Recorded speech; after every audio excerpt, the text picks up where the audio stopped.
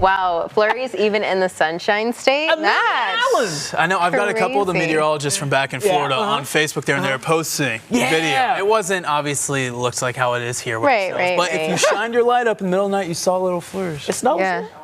Something is something. I was going to say, they probably seen more than we have. Yeah. They see more flakes we have. So that's true. That's impressive. And, of course, you saw they had a blizzard in Myrtle Beach, of all places. Yeah. Again, like over a foot of snow. And, I mean, the wind was whipping. And Everywhere but here.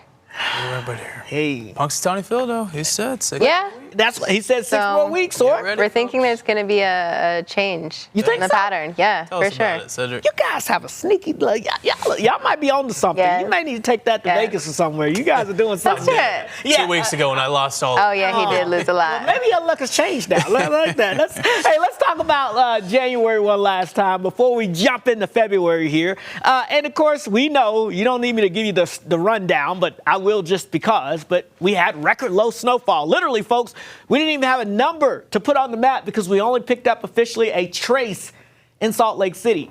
Just to say how crazy that is, we typically average over a foot of snow just for the month of January in Salt Lake City. So a tenth of an inch is all we've seen all season long. That's December and January. So we are really hurting when it comes to the snow department. But of course, if you look, you'll be able to notice here in terms of the temperature, it was also a very warm one.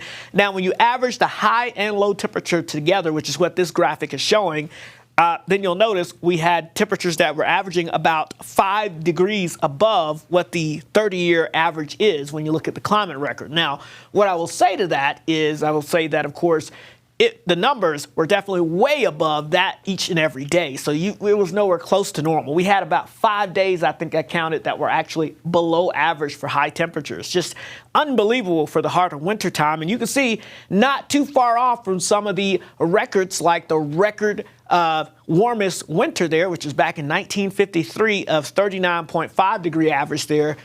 Again, we were just a couple of degrees shy of that. All right, let's get you to this upcoming month, February, because if you missed it, Punxsutawney Phil this morning, well, he made a prediction. He said, you know what? I'm seeing things. And he's looking out in the future, and he says, I think you can't give up on winter just yet because I'm predicting 6 more weeks of winter. That's what the groundhog said, not me. That's what the rodent said, and we got to listen to the rodent, right, because he has his own day. So I'm just throwing that out there. I do think, though, he may be onto something, at least with the pattern change in our future. So we'll talk about that in just a moment. But right now, I do want to let you know we're still dealing with those hazy skies out there.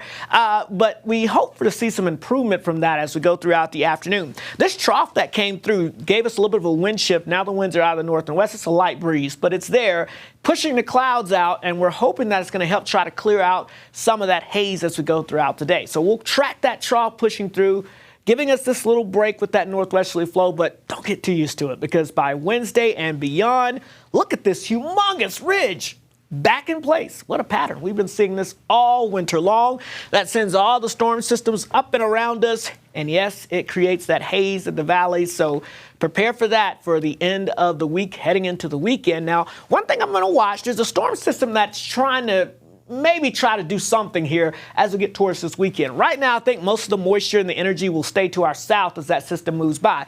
But I can't completely rule it out yet. So just know I did throw in some clouds across southern Utah. We'll keep an eye on it. There's a chance something tries to sneak into southern Utah. But for right now, I'm keeping most of the forecast shot. But if you're in despair looking at this map and saying we're never going to shake this pattern, I'm starting to finally see some confidence signs that we are finally going to see something we've been dreaming of all winter long. And that's a West Coast trough. Pretty average for this time of the year, but we just haven't seen it where you get the dip in the jet stream out west instead of out east. And that could bring in colder and more unsettled conditions. In fact, comparing it with the Climate Prediction Center's outlook as we look into the second week of February, February 10th through the 16th, it is showing wetter than average conditions. So fingers crossed, maybe we start to finally see something change around here as we get towards February 10th and beyond. All right, look at these temperatures, 40s and 50s out there. So it is going to be another above average day for your groundhog day. Upper 40s and low 50s across northern Utah, 50s for I-70. How about upper 60s in lower Washington County? There you see it. Those upper 60s will stay with us over the next 7 days. Just a chance of a few scattered clouds as we go into the weekend. Right now, keeping the forecast dry, but we'll keep an eye on that weekend low pressure system, which will mainly be to our south. But Can't completely rule it out yet. The Wasatch Front otherwise, low 50s for your Monday. And then notice here, we get a little bit of a break from the haze, but it really ramps back up Wednesday, right on through the weekend. And look at those temperatures, well above average. Matt?